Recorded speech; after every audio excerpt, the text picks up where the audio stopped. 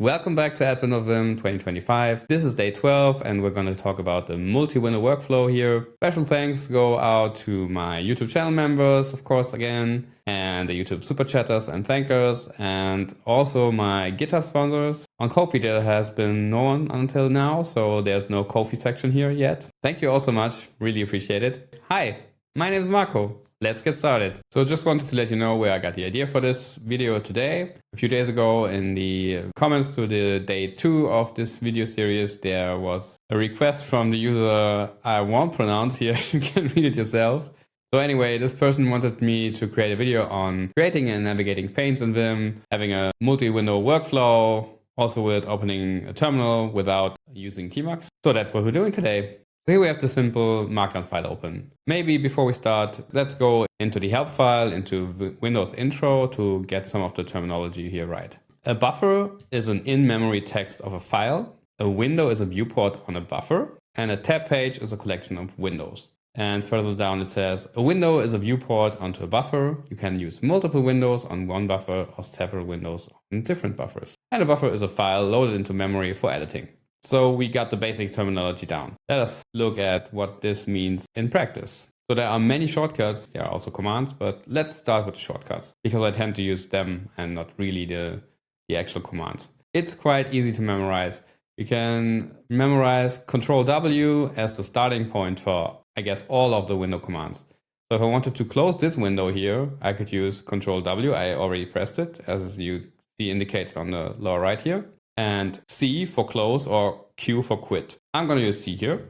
And you see this window just disappeared. If I wanted to split this here into two vertical windows, I would do Control W and V. Now we have two windows looking at the same buffer. We could scroll independently here. So as we read before, remember these are just two views into the same buffer. So let's jump on top here again and let's add a line here. And you see on the other side, hello. This appears in all windows viewing this buffer. Excuse my typing. So you see this is just another view here. But we can actually go to different positions here in these views. So we can view different parts of the file. That can be helpful if you're navigating a long file maybe and you want to reference something from somewhere else. So now we know about vertical splitting. We can also horizontally split. So Control WS for split, as you probably already read here. Now we could also navigate between those. You can use Control W and the arrow keys to go in the direction of the arrow key that you're pointing to. That's mostly the way I do it because of my keyboard layout. But of course, you can also use Control WH to go to the left and Control WL to go to the right. You get the idea. Control WJ to go down, Control WK to go up again, just like you would move the cursor. If you just want to jump between the windows, you can spam Control W, and you will see it jumps around in circles here. Maybe if you have some more windows open, so let's open up another split here, and maybe another vertical split here, and you just want to jump between two of those back and forth. So let's say between the one we have here and the one on the bottom here, you can just press Control WP, which goes to the previous window, Control WP. So you can jump around between two of those quite easily. You could also like click the mouse on here and then you can use Control WP to jump between those. I know, just don't use the mouse, but it was just a little demo here, okay? So now we've got a bunch of those windows open. Let's say we wanted to have the one we are focused on as our only window again. We can use Control WO, and this actually closes all the other windows and just keeps the one you're focused on. So let's just open up another file directly in another window. We can do this with the split command and give it a file name. You can use tab completion for this as well. So let's say we're going to use North Pole here. And now we've opened this file in a horizontal split, but there's also vsplit, of course. So let's open up something else here. What else can you do?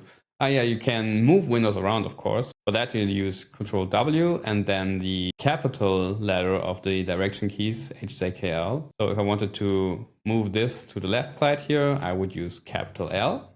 Okay, I tricked myself into thinking about the meaning of the words, but you know, H is left actually. So I moved this to the right. But let's now try moving this one to the left using Control W capital H again. So you see we move this to the left side. Jump back to the other window here and move this to the downside, Control W capital J, and you see how you could move windows around like that. Resizing windows is also possible. You can use Control W plus to increase the height of a window. You can also use a count for that, of course. So if we wanted to have 10 more lines here, we could use 10, Control W, and then the plus sign. Of course, there's also the other way around. So you can use Control W and then the dash to make it smaller. This can also be used with a count, of course. So let's make it very small. Let's jump back to one of those on top. To show you how you can make it wider and narrower again, you can use Control W and the greater than sign to make it wider. Let's make it 10 lines wider. Or we can make it narrower with Control W and the less than sign. So Control W, 20 less than, makes it 20 columns narrower. To maximize the height of a window, you can use Control W underscore and Control W pipe, sets it to the maximum width. So you can see there's just a little bit left here, like one column of the other window that was here at the right. Now you've messed up the layout completely, right? So if you want to have equal heights and widths for all the windows, again, you can use Control W equals sign. And I think these are about all the things I use for managing windows here. But let's go back to the comment actually requesting this video here. And there specifically was the request to make one of these panes or windows into a terminal to do something else without using other multiplexers. So basically using Vim as a multiplexer. And we can actually do this. Back here, let's make this the only window again. And now we're going to use the command terminal here. And now we've got the terminal inside of Vim. We can use this. By default, we are in insert mode. So let's say I would have Python installed on this. We could use our Python 3 and run our main.py here. I don't have this installed in this container here, but we could use this for things like that, or for, I don't know, like viewing a man page for something you want to reference, and then you can quickly switch between those windows. You can edit the code here. I guess we could open the main py file here. I don't know if the code in here is any good. I didn't take a look at it. But this really doesn't matter because we want to just showcase the terminal workflow. We can, of course, jump back to the terminal here. And then let's move this to the right side here, because maybe we wanted to have this side by side. Remember the command to move a window to the right? Control W, capital L. Now we have the terminal on the right side.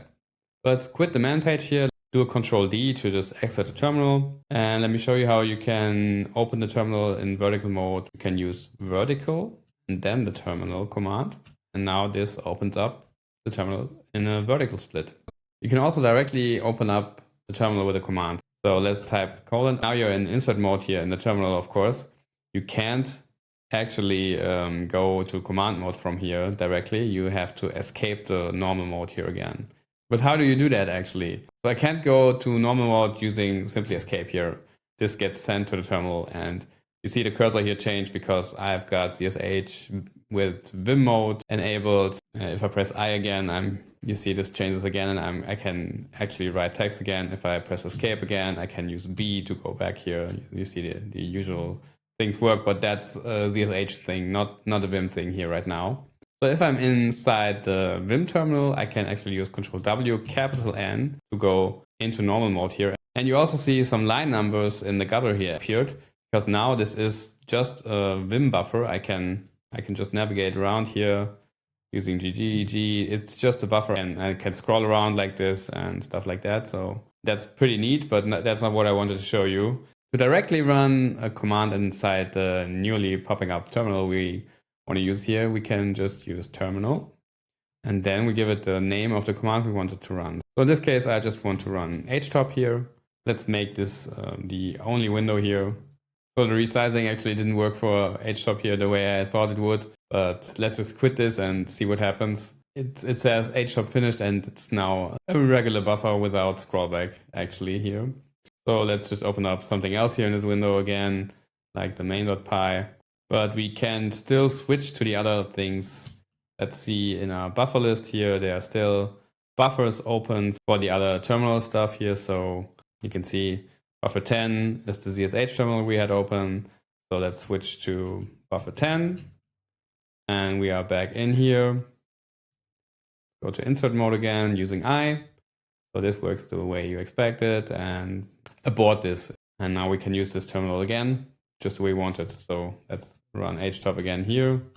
This time we have the full view. So let's quit this again. Let's also exit the terminal here. The other way we can do this. And if you want to know more about the terminal thing, I can recommend you to read the help file here. Here are some different sections here. In terminal typing here, for example, we can see how the keyboard acts. So things like sending Control W to the terminal and how to go back into normal mode and all the good stuff.